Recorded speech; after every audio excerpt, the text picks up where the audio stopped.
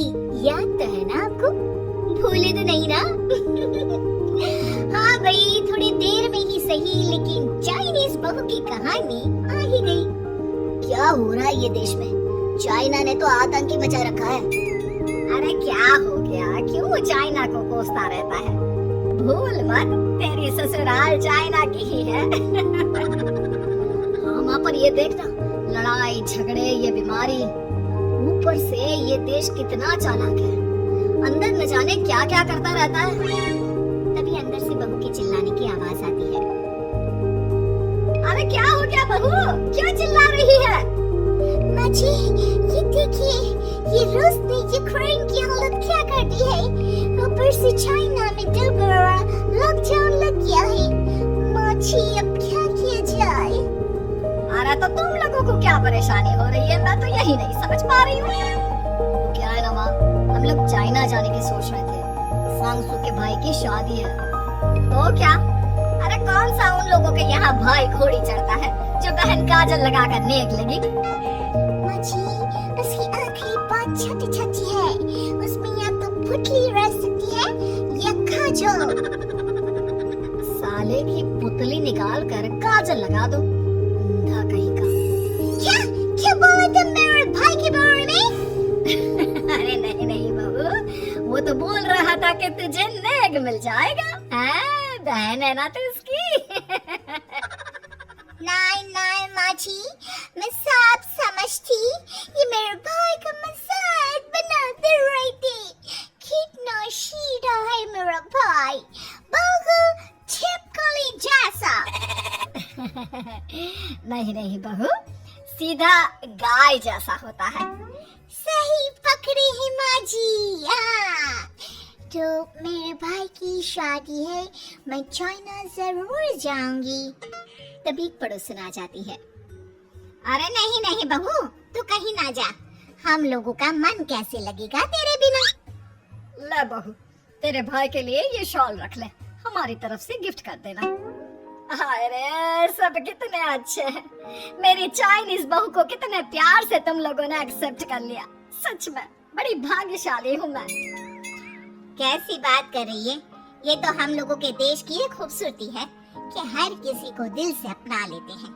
बस वो भी दिल से हमें अपना समझे। कैसी बात कर रही है आंटी जी? मेरे लिए आप सब सासू माँ जैसी ही हैं। मुझे भारत बहुत अच्छा लगता है। ये सबसे अच्छा देश है। मेरा भारत महान। वैसे भी लड़के की शादी जहाँ होती है वो तो वहीं की हो जाती है ना। जीती रहे बहू, सही बोल रही है। औरत तो होती ही पानी की तरह है, जो जहाँ जैसे रखे वैसे ही शेप ले लेती है। आंटी जी, ये थोड़ा सा ज्यादा हो गया, समझ नहीं आया। नो प्रॉब्लम, मैं चाय बना कर लाती हूँ। फिर क्या, वो दिन भी आ जाता है जब बेटे बहू को चाइना जाना पड़ता है। वहाँ जाकर बहू का भाई कहता है, मेरे दाम आ गए, मेरे दाम आ गए। मैंने सबको बोला कि सब हिंदी में बात करेंगे, नहीं तो बहन नाराज हो जाएगी। थैंक्स बॉय, हिंदी मेरी भाषा है। आप मुझे उसमें बात करना अच्छा लगता है। आपने जीजा जी से मिलो। ओ बहन, तुम अंदर चलो। सभी बहू को अंदर लेकर चले जाते हैं, लेकिन सांगसू का पति, वो तो बेचारा चाइना के ससुराल के आंगन में अकेला खड़ा रहता है। काफी देर तक जब कोई उसे नहीं पूछता तो वो माँ को घर पर फोन करता है। हाँ बेटा, पहुँच गए ना कुशल मंगल? हाँ माँ, लेकिन सांगसू पता नहीं कहाँ है। वो तो अंदर गई है, तब से बाहर आई ही नहीं। अरे कैसे बात कर रहा है? तो तू अंदर चला जा, तू बाहर क्यों है? अरे दामाद है तुम वहाँ का, उन लोगों ने तुझे बिठाया, चाय पानी कुछ नहीं पूछा? नहीं ना माँ। तभी सामने से सांगसू आती है। क्यों आप अभी तक तैयार नहीं हुए? और ये बैग लेकर क्यों कमरे से बाहर आए? इसे वहीं रख देती। कमरा? कौन सा कमरा? अरे कैसी बात कर रही हो? जब से तुम अंदर गई हो मैं बाहर ही तो खड़ा हूँ। बहू को बहुत हैरानी होती है और गुस्सा भी आता है। तभी उसका भाई और माँ आ जाते हैं। अंदर खाना लग गया है। पहले ये बताओ कि मेरे पति को किसी ने ये पानी क्यों नहीं पूछा?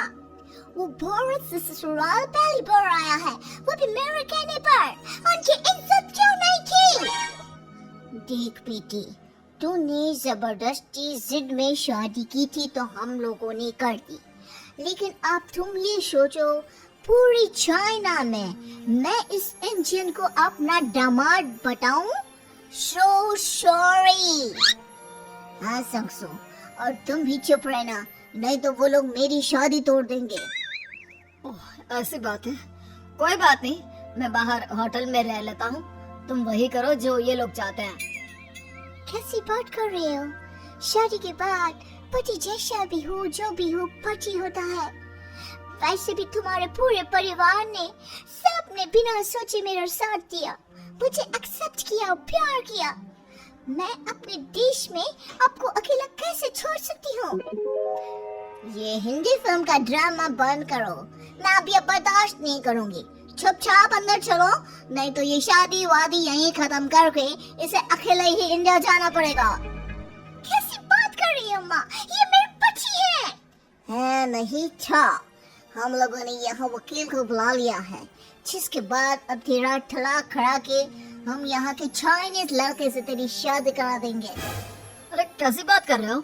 हम तो यहाँ तुम्हारी शादी के लिए आए थे। नहीं, मैं सांगसू के बिना नहीं रह सकता हूँ। हाई वोल्टेज ड्रामा होने के बाद से ही सारा माहौल खराब हो जाता है कि तभी एक लड़की आती है।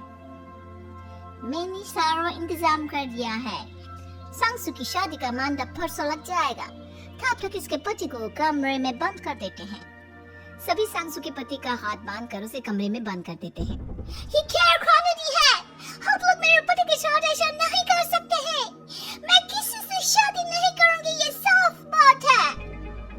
पहले मैं आपसे शादी करूं, फिर तेरी भी शादी करवा दूंगा। सब कुछ तय हो जाता है, भाई की शादी हो जाती है। फिर वो दिन भी आ जाता है जब सांगसू की शादी वो लोग जबरदस्ती करने के लिए उसे मंडप पर ले जाते हैं। ऐसा मत करो, ये मेरी बीवी है। मैं किसी से शादी नहीं करूंगी। कैसे नहीं करेगी शादी? शादी तो तेरा बाप भी करेगा। हो, मैं करूंगा शादी।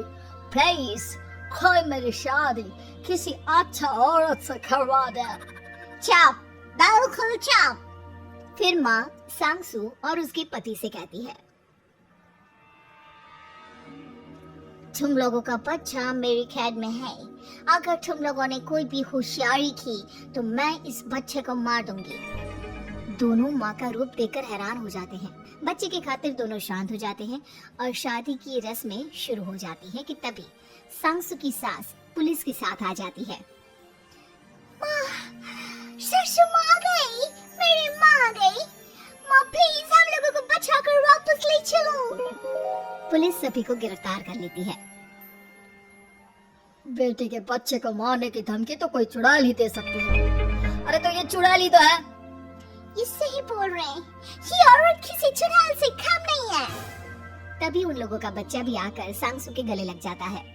माँ, तू सही समय पर आ गई, लेकिन तुझे कैसे पता चला कि यहाँ ये सब हो रहा है? बेटा, ये चाइनीज लोग ना होते ही धोखेबाज हैं। इन लोगों पर मुझे भरोसा नहीं था, इसलिए मैंने तेरे फोन को हमेशा के लिए मेरे फोन से अटैच कर दिया था, जिससे तेरे आसपास होने वाली सारी बात मैं सुनती रहूं। उस दिन भी मेरी तेरी बात हो रही थी तो तेरा फोन ऑन था, मैं सब समझ गई थी। मुझे माफ कर दो। नहीं, बिल्कुल नहीं। चलिए माँ जी, इंडिया वापस चलते हैं। आज के बाद मैं यहाँ कभी नहीं आऊंगी।